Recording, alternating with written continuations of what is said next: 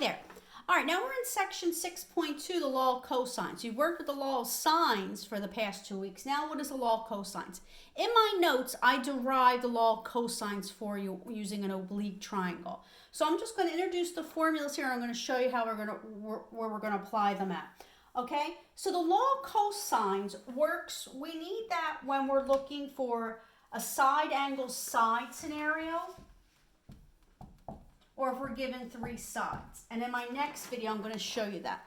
Side angle side and side side is where we use the law of cosines. Here are the formulas, and it's on my reference sheet, or all my notes that I'm going to also put on here. A squared is equal to b squared plus c squared minus 2bc times the cosine of angle A. Angle A can also be called alpha. B squared is equal to a squared plus c squared minus 2ac times the cosine of angle B. C squared is equal to a squared plus b squared minus 2ab times the cosine of angle C. You can also call angle C gamma. Okay, and you're going to see that in my notes. There's the alternative form. What if you're looking for an angle? You can use these, and I have these on my sheet. I'm going to move the camera down so you can see it. But you'll notice when I work through a couple example problems, I just work with the parent ones, and then I derive it from there. And I'll show you that in my example. For example, the cosine of angle A is equal to b squared plus c squared minus a squared over 2bc. Cosine of angle B is equal to a squared plus c squared minus b squared over 2ac. And the cosine of angle C is equal to a squared plus b squared minus c squared over 2ab. They're a little bit tedious, aren't they, in comparison to the law of sines. You should notice a pattern in them, and you should see that as we're working with them. All right, so you're going to have these in my notes that I have attached for you on my Google Classroom. And let's take a look at how we apply these in an oblique triangle with a side angle side scenario and a side side side. Okay? All right, let me erase this and let's take a look at a problem. Okay, let's take a look at this one. In this example problem, I'm going to give you an oblique triangle. And in this oblique triangle, we'll call this angle A, B, and angle C. Side A will be 8 units. Side B is 6 units, and side C is 7 units. Okay, this is an example of a side scenario. We have to find the measure of angle A, the measure of angle B, and the measure of angle C. So you can see that there's no way we could even use the law of sines because we don't know the measure of any of the angles. So we got to find the measure of the angles using the law of cosines. What we need to do first, when we have 3 sides, when we have to find the measure of the angle, start with the greatest angle first. The law of cosines, when we're using the law of cosines and we're given 3 sides, find the largest angle first. So the largest angle would be angle A because angle A is opposite side A. So we're going to start by finding angle A first. And remember, the law of cosines for finding angle A would be a squared is equal to b squared plus c squared minus 2bc times the cosine of angle A. So let's plug in the information that we know. We know that side A is 8, we're going to square that. We know that side B is 6, so we're going to square that. Plus side C is 7 squared minus 2 times 6 times 7 times the cosine of angle A. Now in my reference sheet, my formulas, you see the alternative form for solving for the angles. You can just do that right off the bat. But sometimes, like if I was doing this and I didn't have the alternative form, I can just plug it into the a squared, b squared, or c squared and then derive what I need.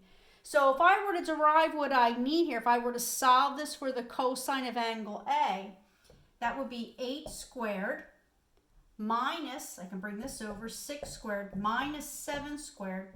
Divide all that by negative 2 times 6 times 7, and that equals the cosine of angle A. So I just solved that for the cosine of angle A by bringing them over to left by subtracting that and then dividing by this.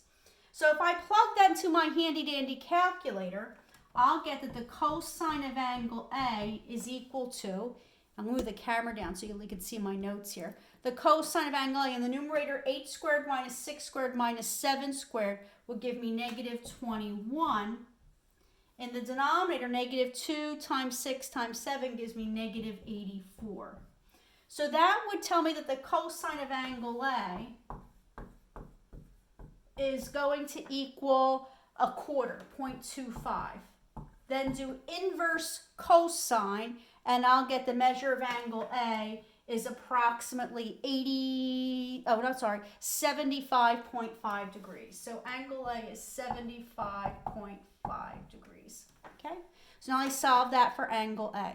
Now, once I have that, I'm going to erase this. To find angle B or C, it doesn't matter which one you do next. Now use the law of sines. Okay, so let me erase this. If I know angle A and side A, let's see. I went and found angle B next. So I'm going to use the law of sines and do that. And I'll do the sine of angle B over side B is 6 is equal to the sine of angle A, which is 75.5 degrees, over side A, which is 8 units. Okay? And then I can cross multiply and solve for this. So if I were to cross multiply here, this would be 8 times the sine of angle B is equal to 6 times the sine of 75.5 degrees. Divide both sides by 8, and then that's what the sine of angle B is. And don't forget, you got to do inverse sine. So 6 times the sine is 75.5. Divide that by 8. Whatever I get for an answer in my calculator, do inverse sine, second answer, plug the answer back in, and then you'll get the measure of angle B is 46.6 degrees.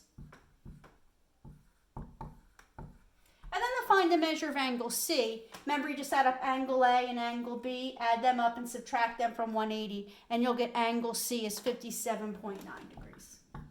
Okay. So just to review what we did, when you're given 3 sides, when you're finding the angle, you must start by using the law of cosines and find the greatest angle. So the largest side is 8, so I used the law of cosines and found angle A. Then once you find angle B, then you can angle A, you can either find angle B or C by using the law of sines. It does not matter which one. I just happened to use angle B next because it came in order. Then just add them up and subtract them from 180, and that will give you angle C. So that's for the side scenario. Let's take a look at another example problem. Okay, let's take a look at this one. In this example problem, I'm going to have another oblique triangle, triangle ABC.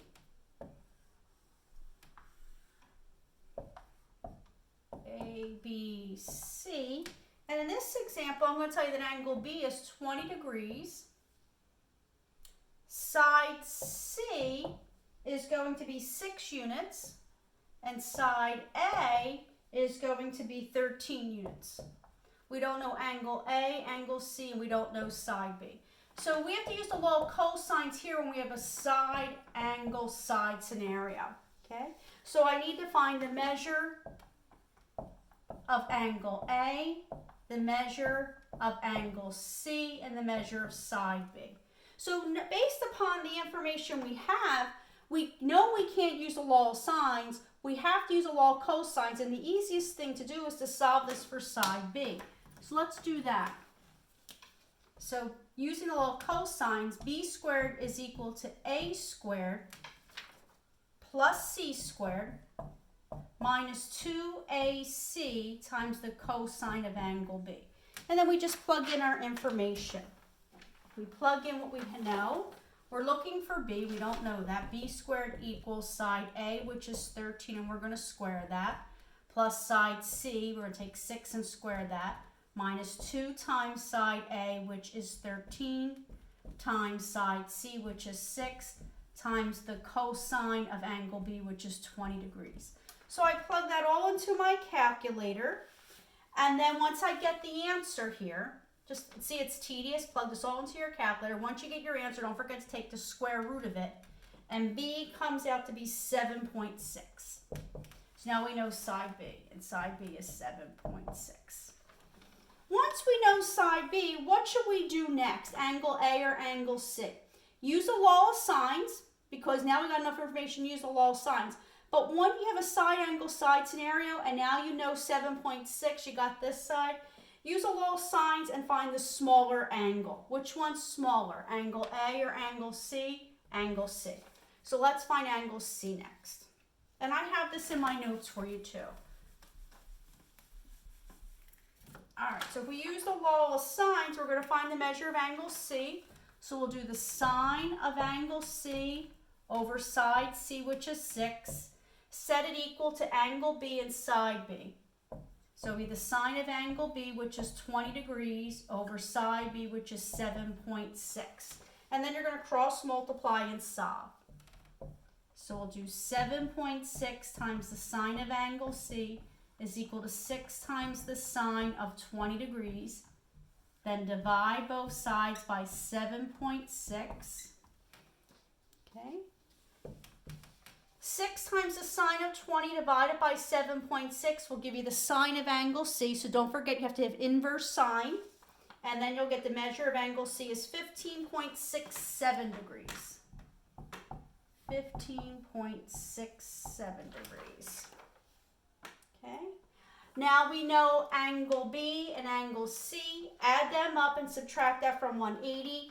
And angle A is 144.32 degrees. So the important thing to remember with this one is we have a side angle side scenario. Use the law of sines and find the missing third side. Then once you have the missing third side and you want to go find the measure of either angle A or angle C using the law of sines, go for the smaller angle using the law of sines. And in this case, since side C is the shortest side, angle C will be the smallest angle. All right? And I'll put your homework assignment up here. When we meet this week, we'll go over a few more examples together, practicing side, side, side, and side angle side. But for homework this week, I want you to do textbook page 421. And on page 421, the assignment is to do problem numbers 1 to 19 odd. Make sure you show me all the work and all the steps. And when we meet this week, we'll go over some more problems together.